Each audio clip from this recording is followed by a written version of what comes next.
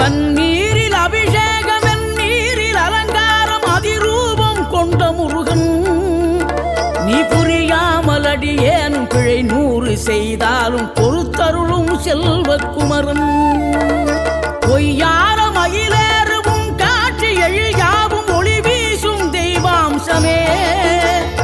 பொய்யான என் வாழ்க்கை புவி மீது நிலையாக அருள் செய்ய வர வேணுமே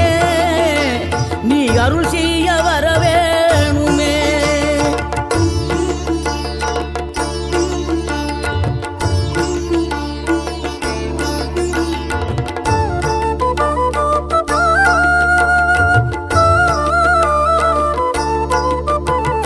இகழ்தலையும் புகழ்தலையும் ஒரு முகமாய் கருதும்படி செவி உரைத்த முத்துக்குமரன்